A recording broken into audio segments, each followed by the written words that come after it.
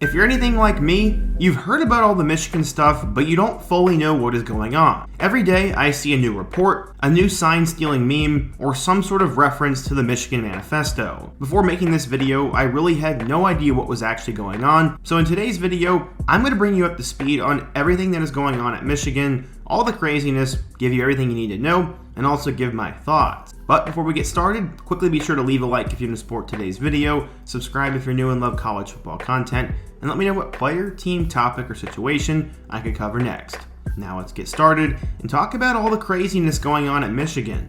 I feel like before we can talk about all the controversy, we first need to give some background info on Michigan's season so far. Last year, the Wolverines obviously went undefeated in the regular season, beat Ohio State in the horseshoe, and got to the college football playoff, where they ended up losing to TCU. Going into this year, they returned their superstar running back Blake Corum, brought back one of the most exciting running backs in the country in Donovan Edwards, returned JJ McCarthy, who seemingly has unlimited potential, combined with some solid transfers, good coaching additions, and a really good defense. Translation, Michigan was going to be really good this year. They ended up starting out the season really strong, but we didn't really know a whole lot about them the first 3 weeks. They were routinely criticized and memed for their horrible schedule in September. I was one of them, as they ended up beating East Carolina, UNLV, Bowling Green, Rutgers, and Nebraska. In retrospect, 3 of those wins are actually looking semi-decent, as UNLV's had a really good year under Barry Odom, and Rutgers has a good record, and Nebraska's getting better by the week. Still though, no one by any means would say they've played a juggernaut schedule.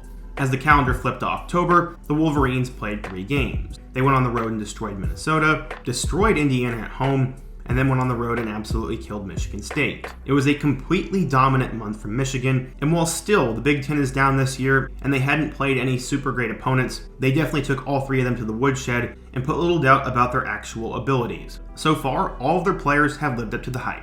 JJ McCarthy's thrown for nearly 1,800 yards with 18 touchdowns. Blake Corum and Donovan Edwards have combined for nearly 1,000 yards and 14 touchdowns. And Roman Wilson has become one of the best receivers in the country and is playing his way into the first round of this year's draft. The defense has been awesome. They're not giving up any big plays, are barely giving up any points, and are looking completely and utterly dominant. Because of how big the rivalry is and what has happened over the last 2 years, the Wolverines are consistently compared to Ohio State. On paper, many believe that Michigan is the better team than Ohio State, and while some would say the Wolverines have a sizable distance on the Buckeyes, I think they're neck and neck. The offenses and defenses are very comparable, and if anything, Ohio State's actually played a much tougher schedule than the Wolverines. That really all doesn't matter though. The point is, Michigan's been living up to the hype. Their star players have elevated their game, they're off to a great start, and it looked like there would be nothing that could bring them down before the Penn State and Ohio State games. Well, we were all wrong. Just a few days ago, there was a report that Michigan had been stealing signs. At first when I saw this, I thought it was a complete joke, some sort of meme, or just something that would go under the rug. When you look at Reddit or Twitter, there's typically a lot of ridiculous things being talked about, and you never really know what is actually serious or just fluff. Well, it looks like this was more than fluff. Let's talk about all the controversy going on. So will this just blow over? Well, Adam Gorney, the National Recruiting Director for Rivals, had this to say. Quote, "My question for today is, how could this possibly end well for Michigan? I guess there still is a fraction of a percent chance that Coach Harbaugh is completely cleared of all wrongdoing, that Conner Stallions was some rogue actor that from the Michigan Manifesto to the sign-stealing operation and maybe beyond was completely acting by himself with no inside assistance at all." Basically what he's saying is there's no chance that this is just a coincidence, and there is going to be something that comes from this. Obviously, the media and plenty of people are going to pile on this story even more, but based on what is happening, these incidents are not isolated, and too many dots are being connected for it to just totally blow over. But wait, you're probably asking yourself, what is sign stealing? Who is Conner Stallions? What is the Michigan Manifesto? And what exactly did they do wrong? Now it's time to cover all 4 of those points.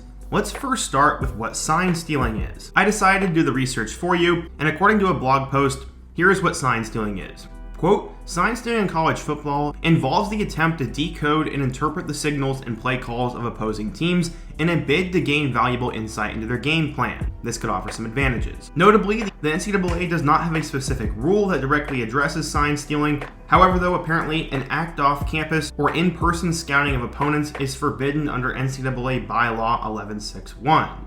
This law was notably implemented in 1994 as a way of promoting fairness and equity between programs and disparity in resources. This bylaw also prohibits an institution from hiring or covering the expenses of something like a professional scouting service. Okay, so that is the basic definition, but what is Michigan being accused of here? Apparently, they're facing allegations of sending individuals to games played by their opponents, and basically, they're going to watch their play calls and signals and try to find some consistencies and more than likely film them so they can study and prepare for that opponent. Okay, so that's what sign stealing is and what Michigan is accused of. That leads us into our next man, Conner Stallions. He's the face of this whole operation.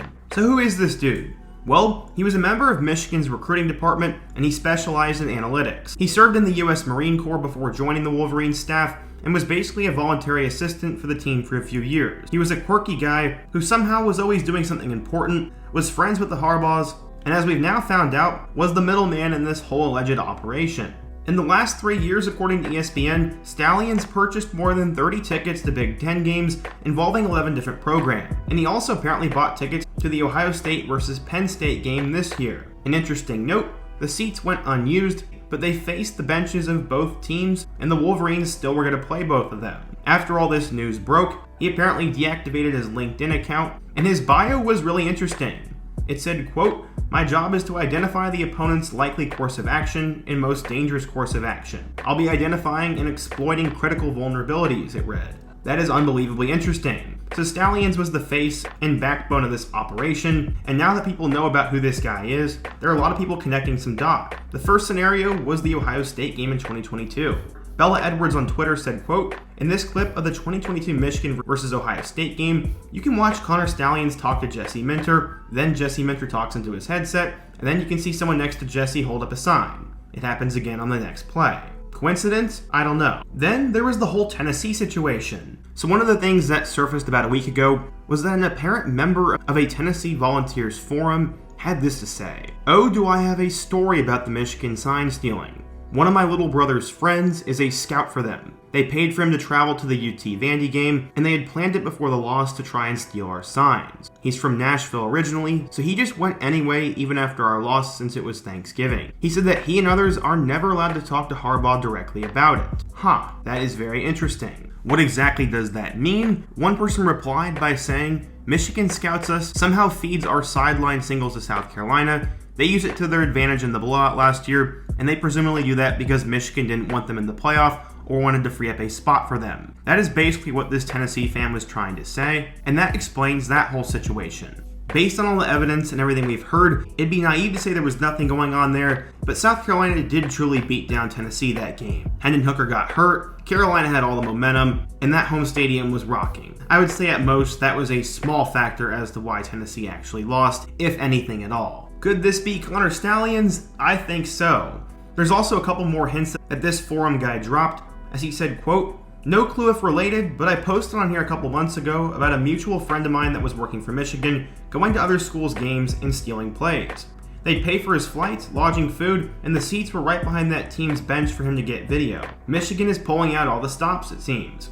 You can check my history to confirm if you want. The guy had tickets to our game at Vandy, and they already paid for his stuff thinking they'd see us in the playoffs before we lost to South Carolina." Another really interesting tidbit. So all this stuff is seemingly obvious right now, and maybe Conner Stallions and Michigan did all this. But he also had an elaborate plan behind the scenes to eventually take over Michigan football, and makes the story even crazier. He had something called the Michigan Manifesto. What the heck is that? So according to a student who was in direct communication with Stallions between January and February of 2021, Stallions had a 600-page document for the future of Michigan football. He referred to this as the Michigan Manifesto. He revealed he was part of a small group of people who were putting their heads together on a long-term plan to run the Michigan football program. He claimed to have a Google document between 550 and 600 pages that he managed daily. This would contain a blueprint for the Wolverines' future, and he documented it as more of a movement than a plan, which is why it was called the Michigan Manifesto. The manifesto is just the tip of the iceberg, but as of today, October 31st, there are even more updates.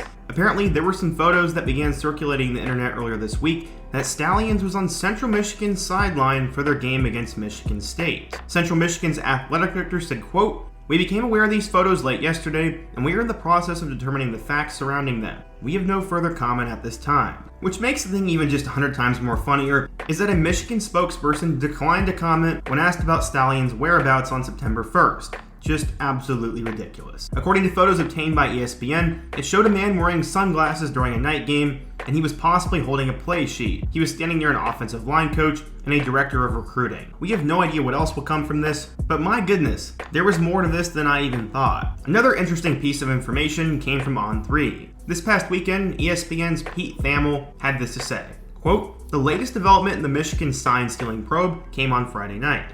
My colleague Dan Murphy interviewed a former Division III coach who said that Conner Stallions paid him to record multiple Big Ten games. Stallions, of course, has been suspended with pay as the NCAA investigates whether Michigan broke rules to steal signs. NCAA enforcement officials were in Ann Arbor this past weekend, and it's a sign of the priority that the NCAA is taking in this case.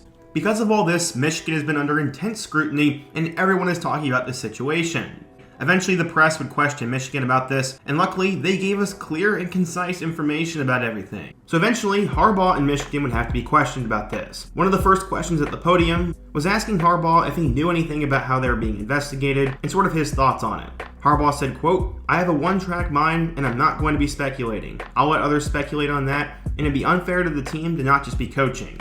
A very coach-like response. Next question. Do you believe anything was illegally obtained by Michigan? Harbaugh immediately looked over at their athletic director, who eventually responded, "Just so you guys know, there are only certain things we can comment on, so you gotta move forward and it won't be very long." Classic case of avoiding the question. Next question. I heard from some Michigan alums this week that they are not happy and are embarrassed to see the school get negative headlines. What would you say about what they're reading lately? Harbaugh said, quote, "It's just speculation. Everyone is entitled to their own opinion." So basically, this press conference was completely worthless. If they truly believed that there was nothing going on here and there was no wrongdoing, they would have come out and said it, shut everything down, and let the news find something else. Instead, they didn't answer anything, made a joke out of themselves, and if anything, by them not saying anything, proved they are guilty. So now you're probably all wondering what the heck is going to come from this and what could happen to Michigan. I'm by no means an NCAA expert, and I have no knowledge of this, so I'm going to let someone above my pay grade answer that question. Pete Thamel said the situation as a whole is very unprecedented, and is going to be fascinating to see what the end result is. He said, quote, "For Michigan this year looking ahead, it's important context that this is all unprecedented. The NCAA has never investigated a sign-stealing probe of this scope. The Big Ten, which has had some autonomy here, has never had to contemplate actions in season against the team that has the ability to win a national championship. So I think looking ahead, the spotlight is going to shift to the Big Ten's commissioner, who actually has the authority to rule a sportsmanship violation, and then they'd have to get a Big Ten panel together to discuss the potential punishments to Michigan. No one really knows what is going to happen. As many have said, this is very unprecedented. We've never seen anything like this, and with Michigan being in the national title hunt, it makes things 100 times more interesting. No offense, but if it was Indiana or Purdue, they'd probably just address it after the season because both teams are awful, they're not in the national spotlight, and have no chance to be. Personally, what do I think should happen? As I said, I don't have a background in any of this stuff, but there definitely has to be some sort of consequence for this. Whether it was a slight or extreme advantage, if this is all in fact true, Michigan did in fact break the rules, gained some sort of advantage over the opponent, and obviously had a malicious intent to compromise the sportsmanship of the game. Maybe that's not the answer you were looking for, but if they were truly trying to be fair, they'd probably slap Michigan with a postseason ban or reduce some scholarships, but we all know that's probably not going to happen because they're way too big of a brand for that, and I just don't see that as the course. Honestly, I think that Michigan will lawyer up, find some sort of way out of it, and they'll be hit with the slightest punishment possible. Again, if it was some sort of other school such as Purdue, Indiana, or Boston College, they'd probably be given the death penalty and their program would likely die in the future. But again, the big brands run college football, the big brands pay for everything, and Michigan likely finds a way to get off pretty easy here. But I have no idea what will happen. For now, they need to focus on their last few games, which will include a tough road test against Penn State and a huge home game against Ohio State. If I had to put money on it, I would say they go and beat Penn State, but lose at home to Ohio State. Michigan fans are probably going to be mad at me for saying that, but I just don't see a world in which Ohio State loses 3 straight years, especially if things heat up and get even worse by the end of November. But what do I know? I laid out the entire timeline and everything going on with this Michigan situation, and be sure to let me know down below. What do you think should happen to Michigan? What are your thoughts on this whole situation? And who should be held accountable? As I said, be sure to leave a comment, leave a like if you want to support my work today, and before you go, don't forget to check out all my other videos on the end screen, including my video about how Elijah Drinkwitz rebuilt Mizzou football. I hope to see you guys again soon, but until next time, peace.